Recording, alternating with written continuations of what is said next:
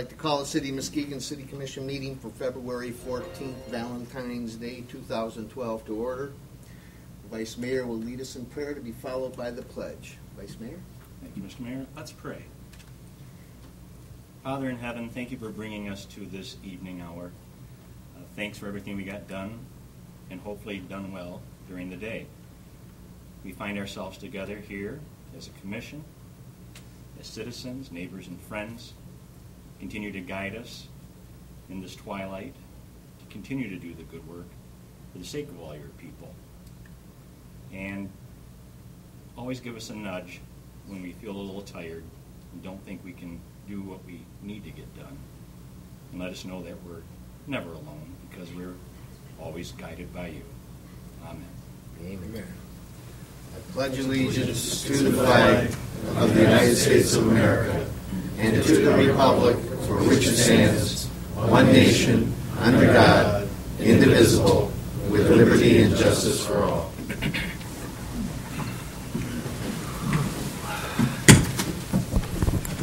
Thank you very much, Vice Mayor, for jumping in and leading us in prayer. Roll call, please. Mayor Warmington? Here. Commissioner Hood? Here. Commissioner Spataro? Here. Commissioner German? Here. Vice Mayor Gallron? Here. Commissioner Waringo? Absent. Commissioner Turnquist? Here. Thank you. Before we start the commission meeting tonight, at least with the work that we have before us, we're honored to have Mr. Bob Chapla and Chris McWiggin from the Community Foundation here this evening, and they're going to share a couple of updates that are important to our community with us. Welcome. Happy New Year. Happy Valentine's Day. Thank you.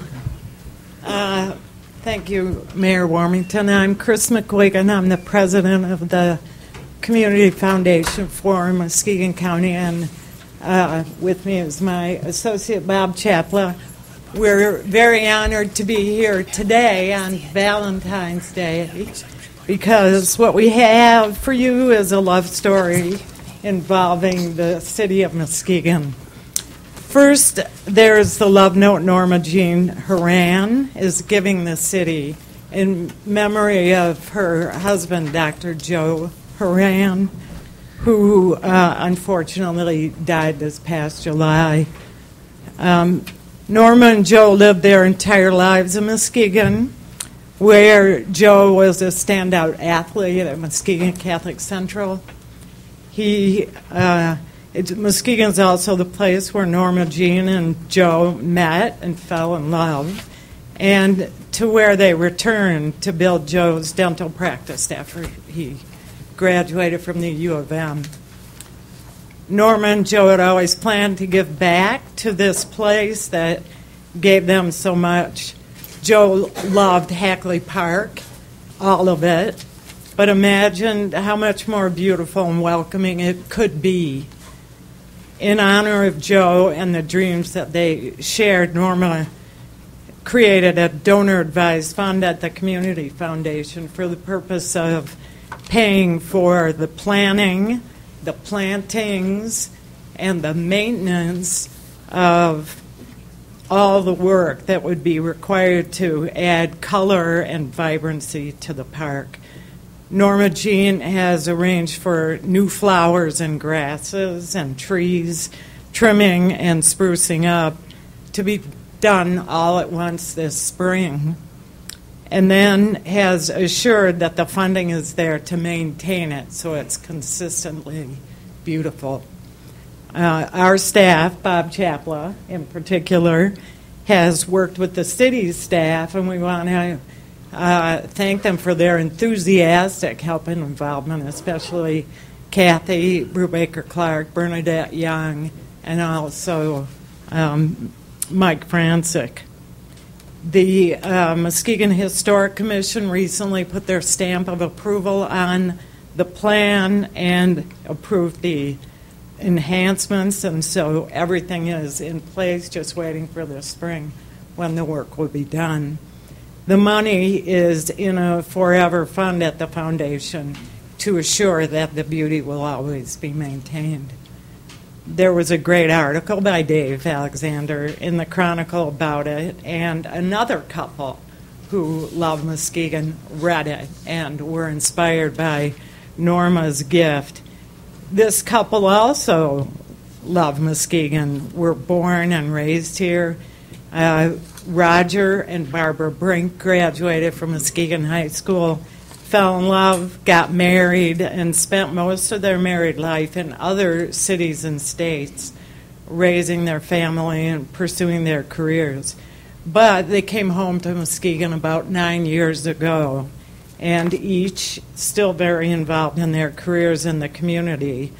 They love the fact that their married daughters and their 2 grandchildren are also nearby to enjoy this beautiful community. Roger is on the city's development committee, and this winter, inspired by Norma's gift, the Brinks created a donor-advised fund at the foundation, and we're thrilled to report that the very first gift they gave allowed the city to complete the establishment of the Lakeshore Trail Improvement Fund at the Community Foundation. And so this summer, when you notice Hackley Park's color and vibrancy, and you walk or bike on the spectacular Lakeshore Trail, remember Valentine's Day and the love note delivered by these 4 people who love Muskegon. Thank you. Great. Thank you so much. We appreciate it, and please pass on our thanks to the donors also. We will. Okay. Thank you. Thank you very much. Okay, may we have the consent agenda read, please? Approval of minutes, City Clerk. Summary request to approve minutes of the January 24th City Commission meeting and the January 27th Special Commission meeting. Staff recommendation, approval of the minutes. High service switchgear repair upgrades, water filtration.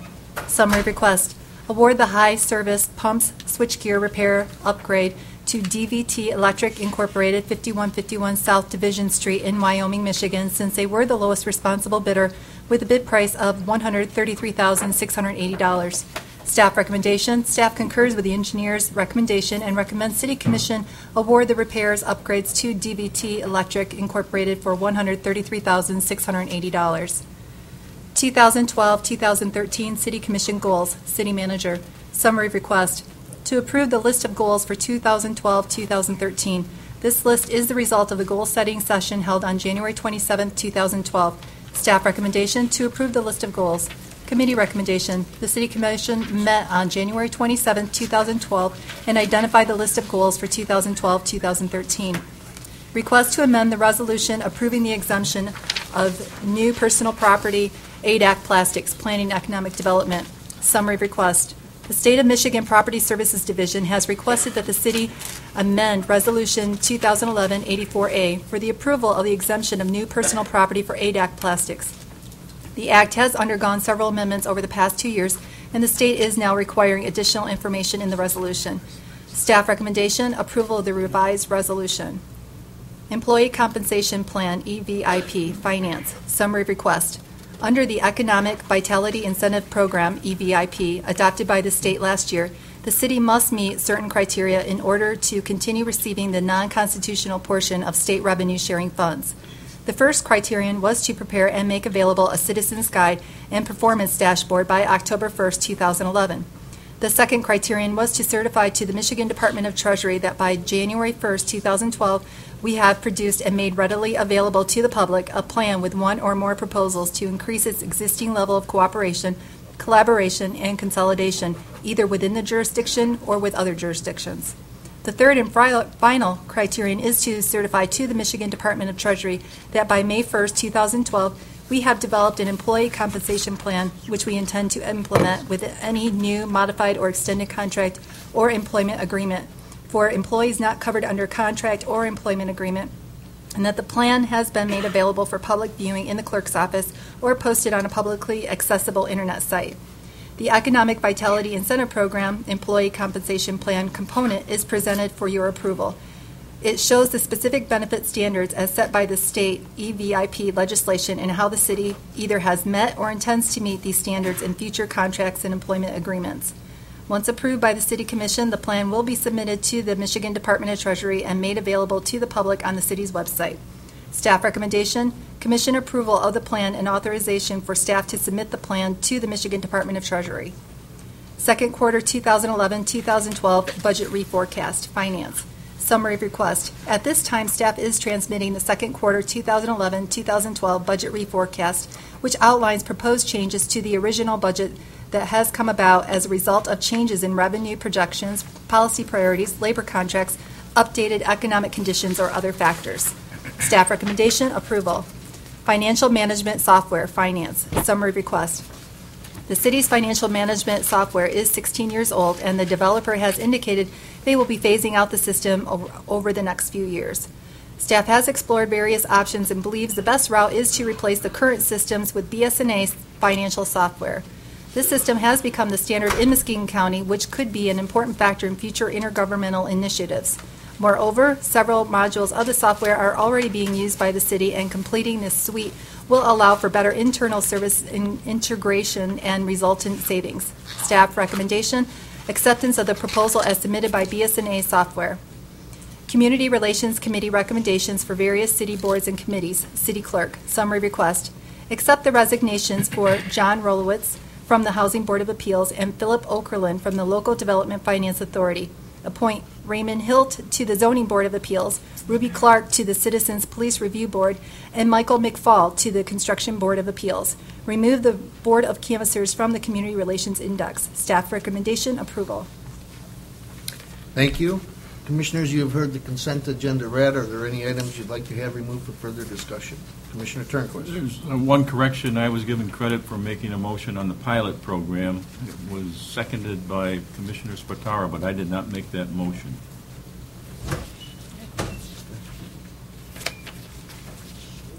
All right, thank you. Are there any other items on the consent agenda, Commissioner? Yes, Mayor. Thank you, Mr. Mayor. I would move that we approve the consent agenda as presented. That recognizes the correction to the minutes. Yes, and recognizing the correction to the minutes. It's been moved by Vice. Do you support that one? I support. It's been moved by Vice Mayor Gowan, supported by Commissioner German, to approve the consent agenda as read with the error noted by Commissioner Turnquist. Is there any discussion? Roll call, please. Commissioner Hood, Yes. Commissioner Spataro, Yes. Commissioner German, Yes. Vice Mayor Gowan, Yes. Commissioner Turnquist, Yes. Mayor Warmington. Yes. Motion passes. Thank you. Unfinished business. Item A, please. Second reading, pilot request, Bayview Towers Ordinance Amendment, Planning and Economic Development. Summary request. Carl Skorinsky is Vice President of American Community Developers Incorporated, which has purchased Bayview Towers in Muskegon. There is currently a pilot for Bayview Towers, which was approved in January of 1980. Mr. Skorinsky intends to keep the existing Section 8 status of the housing development and is requesting an extension of the pilot from the city. Since an alternative form of financing is being sought for this project not currently included in the pilot ordinance, an amendment is necessary to the ordinance. In addition, the owner is requesting the pilot for a maximum of 40 years, and the current ordinance only allows for 25 years. The Commission approved the ordinance amendment on January 24th by a 4-3 vote. Therefore, it is necessary to have a second reading. In addition, the ordinance amendment approved by the Commission on January 24th gave only 24 months to the developer to obtain MSHDA financing. In actuality, it should be 27 months. Staff recommendation, if the City Commission agrees that the pilot is necessary for this property, staff recommends that the ordinance amendment be approved and the clerk be authorized to sign the necessary documents. Thank you. I believe our attorney has a comment. I do, Mr. Mayor.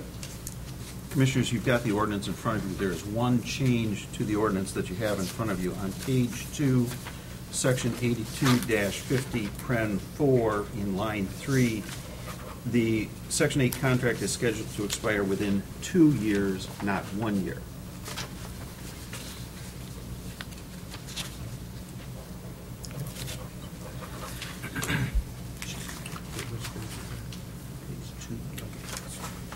Any questions, Commissioner Spataro? No, we have to have a motion, so I was going to make a motion. You have a question? I have a question. We have two here on the pilot request. A, is that really deal with just the 40-year part of it, or the finances also? The 34,051? 80, or A is the ordinance, which provides the general parameters, and then B is the contract itself. That has the money Yes, part. correct. Okay, thank you. Commissioner Spataro. Thank you. I would move that we adopt the ordinance amendment with the correction described by the attorney. Have the support?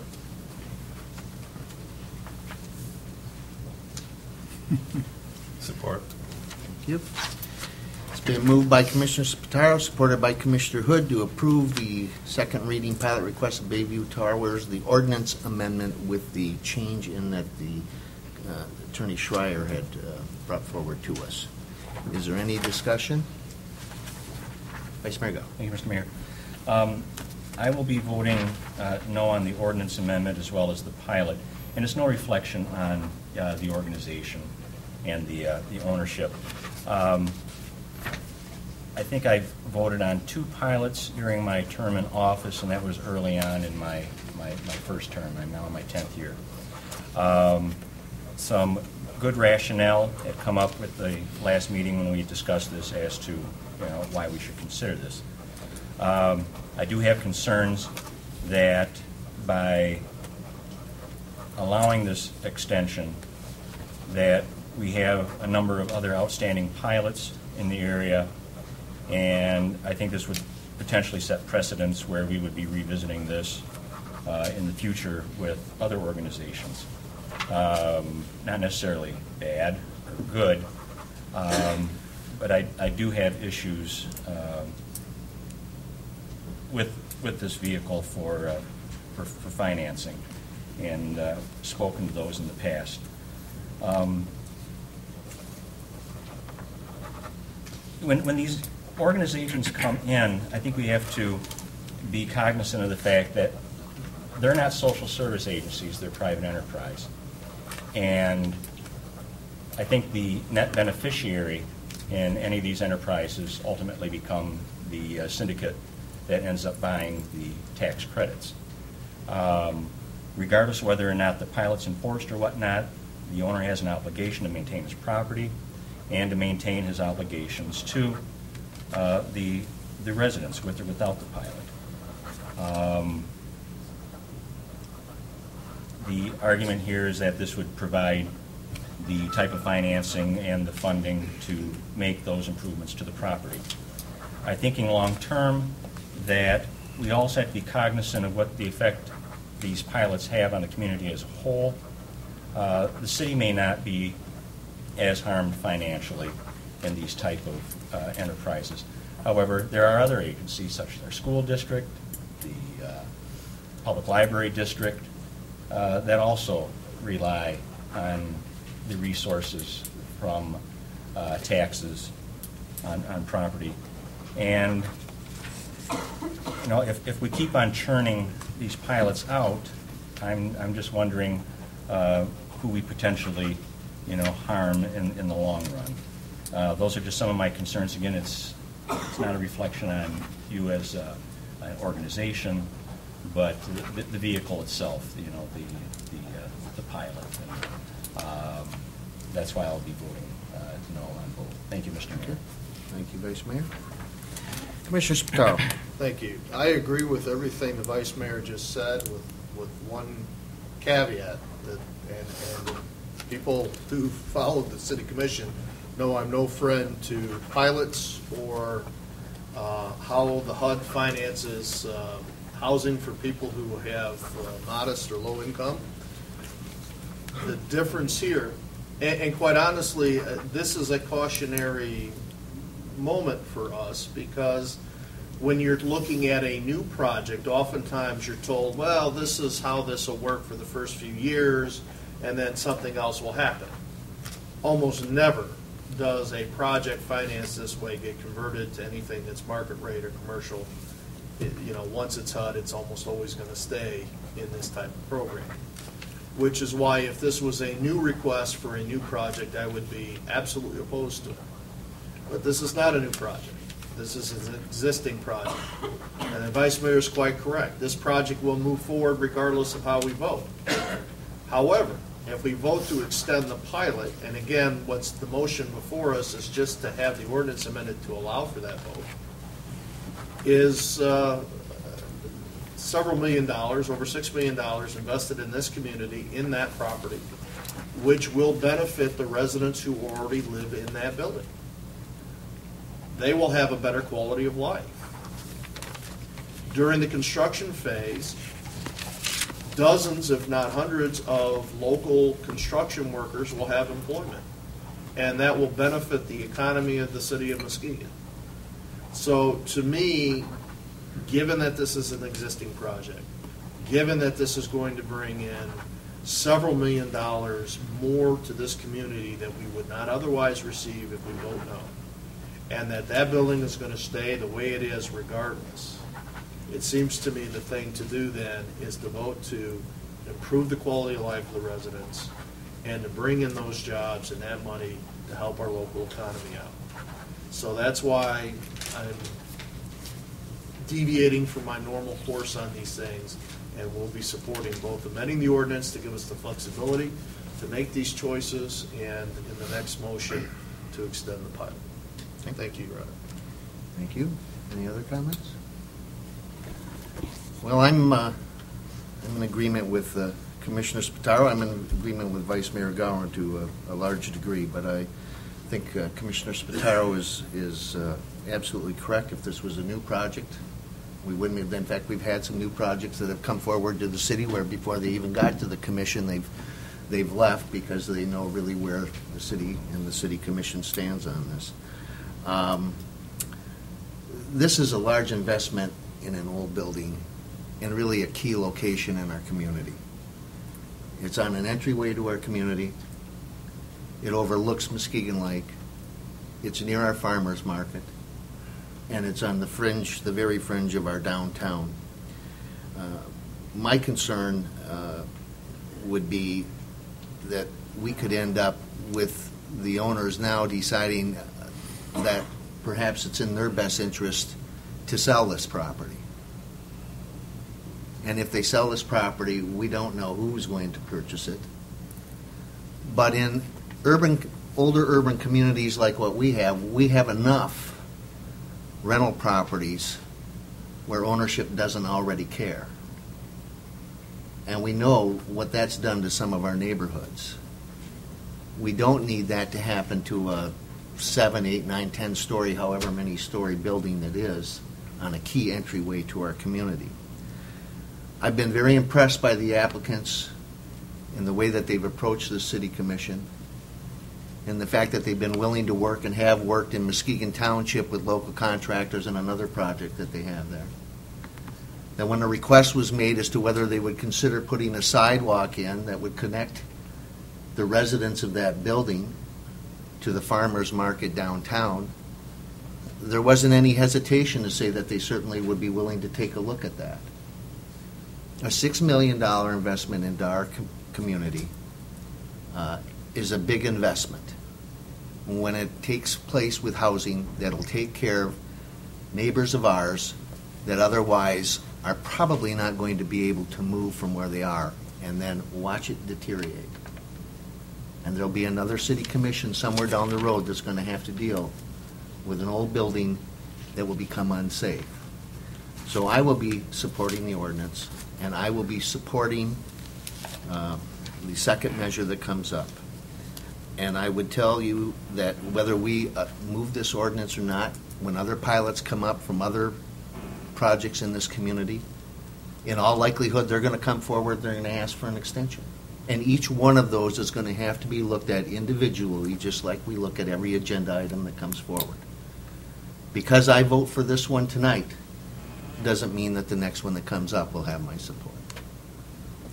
Is there any other discussion? Roll call, please. Commissioner Spataro? Yes. Commissioner German? Yes. Vice Mayor Gowron? No. Commissioner Turnquist? Yes.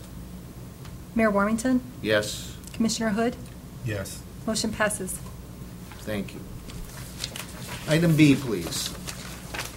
Pilot request, Bayview Towers, contract revision, planning and economic development. Summary request, the pilot contract between Bayview Partners Limited Dividend Housing Association, LLC, and the City of Muskegon was approved by the City Commission on January 24, 2012.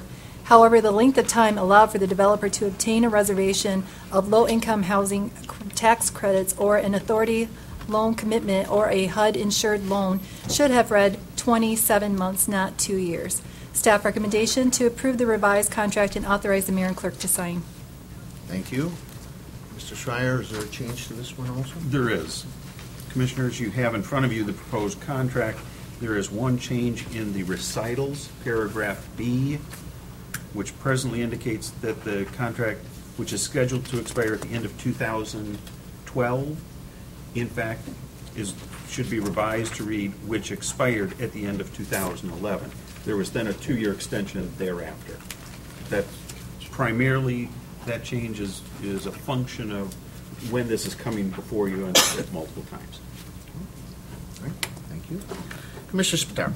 Thank you, Your Honor. I would move that we approve the pilot request contract revision with the additional amendment as described by the city attorney. Warren. It's been moved by Commissioner Spataro, supported by Commissioner German, to approve the pilot request for Bayview Towers contract revision with the amendment that was mentioned by the attorney. Discussion. Commissioner Turnquist. Maybe I waited too long, but I think this was the part that we talked about the $34,000 in lieu of taxes and the $57,000 in city service charge. Is that appropriate for this part of the? Yes, sir. Reading everything that material that I have, this is an agreement that was made in 1980, which is a lot of years ago. And I think the commission has expressed good faith and confidence in you people that you're going to go ahead with the program. There's an advantage for the 40-year HUD extension or HUD financing, which you told us about last meeting. But I just can't understand 22 years later why we're still at a fee of $34,000, which is 10% of the annual shelter fee, and the $57,000 in the city service charge. And I think in the compromise and partnership there that I think that amount and the city service charge should be increased. And I'm suggesting $43,000 a year added onto that $57,000, which is a little less than $3,600 a month. Want to respond to that?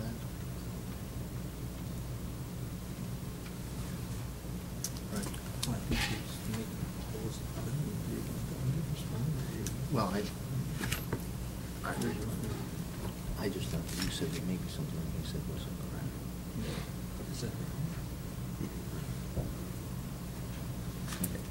It's Mike. Yeah, please. As I understand what has occurred over the years, and this was established in 1980 when the pilot was originally established, and it was based on not a finite dollar amount, but a percentage of sheltered rents and contract rents. The amount that you see before you is the dollar amounts that are derived currently based upon those percentages. So those actual dollar amounts change when the contract rents and the shelter rents change. And the contract that is being proposed before you today proposes that that methodology stays the same going forward.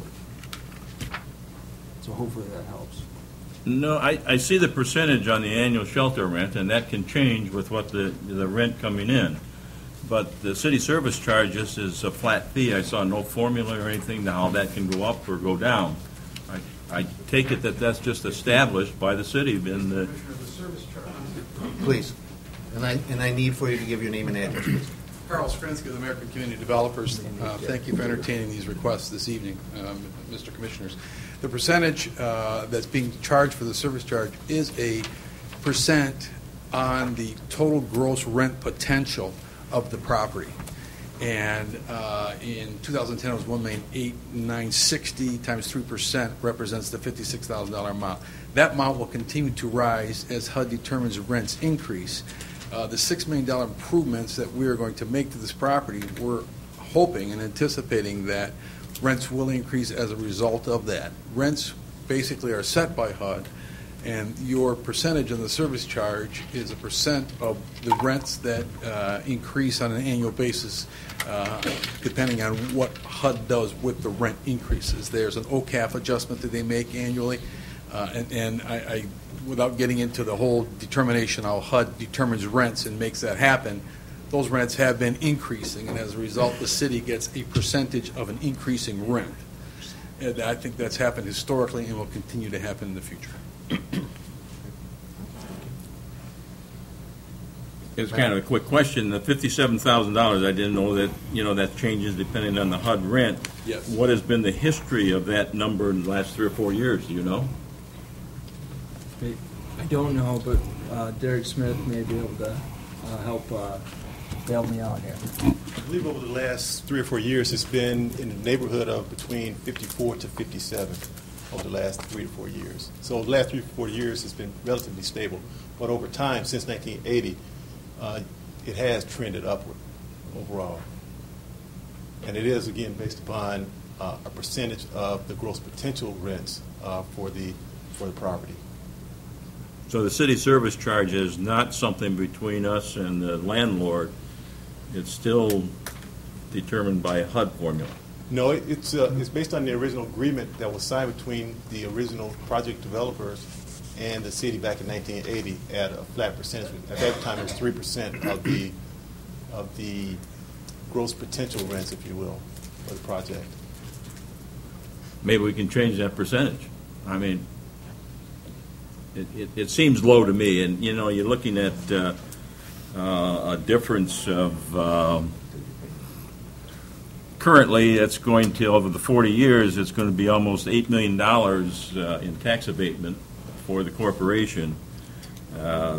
Increasing that would get it closer to $6 million, which is still a healthy amount of money. I wish there were a way that we could increase that service charge.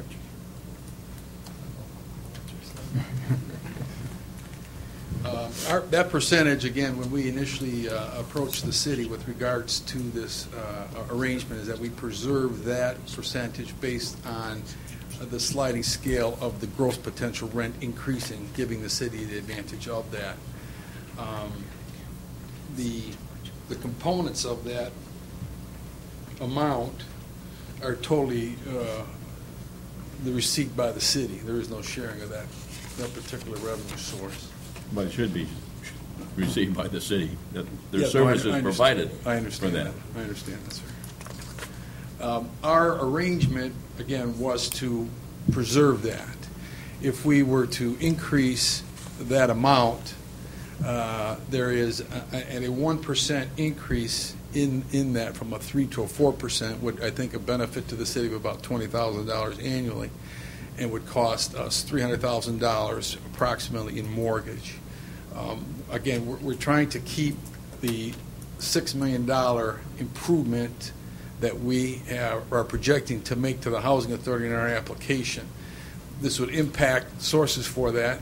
I think that we originally talked about a 25-year and a 40-year, the difference of what we could do with regards to the improvement. Our intention is to put everything that we can into this community with regards to the improvements on it. We also anticipate that as a result of that, we would see an increase in rent, and the benefit would be to the city having a bigger pot, if you will, to take a percentage of.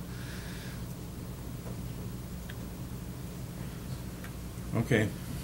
I really can see the advantage, a big advantage for the city with the improvements that you're planning, the $6 million renovation and local work and everything. I think that's fantastic. I just think that the city should be receiving more for the services that it provides to Bayview Towers. Commissioner Spataro. Thank you. I certainly can appreciate that concern. And certainly I would understand if the commissioner would vote no on the issue because of it. I would say that we've had this item before us for quite a while, and as a matter of just practicality, if we want to reopen these kinds of negotiations, we should have directed staff to do that when this came before us a month ago. It's not really reasonable to try to renegotiate a contract before us from the dais of the commission. That's why we have committee meetings and work sessions. And, I appreciate the complexity of HUD financing. I've been representing the city on the homeless continuum of care for a number of years, and I'm pretty well versed in how this works. And it's not quite as clear cut as if you change a percentage, everything else stays the same. It really is like a sweater. If you pull a loose string here, things unravel somewhere else. And you have to sit down and really make sure that you're not messing up the financing formulas from HUD when you're working with projects like this because of the complexity. One of the reasons why going forward, getting into these with new developments is something I tend not to want to do. So I appreciate where this is coming from, that he's not being disingenuous when he says $20,000 extra to the city by changing that formula could mean hundreds of thousands of dollars in extra financing costs. It probably would, if not more. So I would suggest that, we have an agreement that our staff has worked out with this developer before us, and we should, if we're comfortable with it, vote yes, and if we're not, vote no. Thank you, Rick. Thank you. Any other discussion? Just one. Correct me if I'm wrong, and I thought we spoke about this before, about the tenants in that complex. I think it was said that rent would not go up for those tenants, but I kind of heard you say something about That's HUD. correct. The rent to the tenant does not increase. If HUD determines that the fair market value of the rent of the property should increase, they will grant an increase. The tenant continues to pay what the tenant can afford with regards to their income. Okay. The tenant always pays 30%. If that 30% represents zero, the tenant pays zero. The federal government pays the difference. Okay. And they allow the rent to increase so that it can be contributed to the deal. Okay. From an operational standpoint, from a community tax standpoint, from all the other components. Okay. And that's one of the main questions that I was getting That's from absolutely, the tenants. that can't change. That's Okay. written into the HAP contract that guides the whole determination of rents, the sharing proportion of those tenants that reside at these communities. All right. That's law. Okay, thank you. Any other comments, Commissioner? Roll call, please. Commissioner German, Yes. Vice Mayor Gowron, No. Commissioner Turnquist, No. Mayor Warmington, Yes. Commissioner Hood, Yes. Commissioner Spataro. Yes. Motion passes. Okay, thank you. Thank you very much. Thank you. Good luck. Yep. Commissioners, any other business? Commissioner Spataro. A couple items. One, I didn't want to pull it off the consent agenda, but I can't help but note that despite 5 years of pulling mid-street lights out of the city, that somehow our lighting bill has gone up to almost $800,000. Is there anything at all we can do to be, and my frustration, of course, is that the lights are privatized. We don't own them, we don't control them. This is what happens with privatization run amok, and they do a terrible job. And I'm extremely frustrated. I see lights that are not functioning every time I'm driving at night.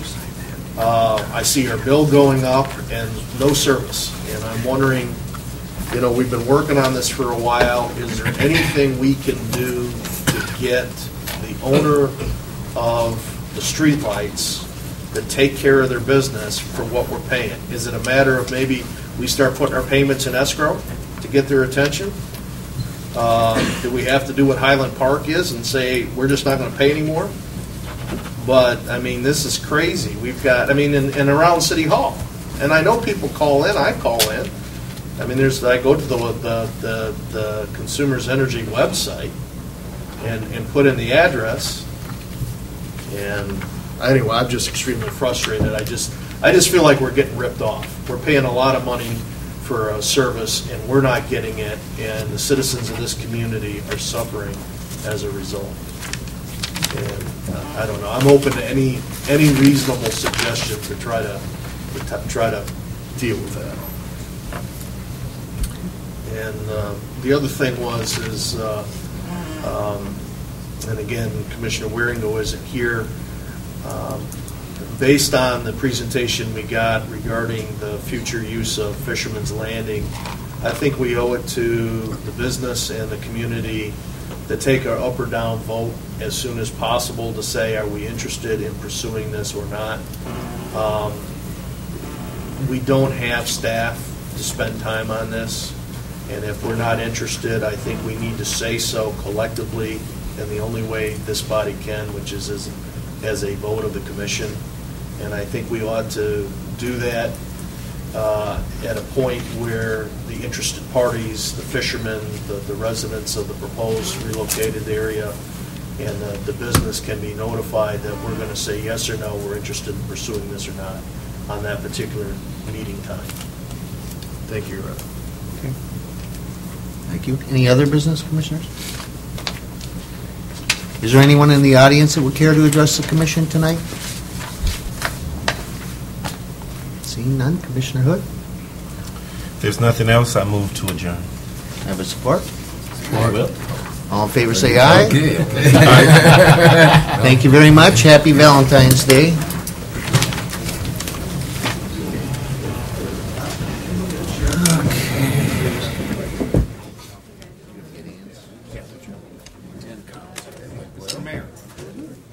How about that? Yeah.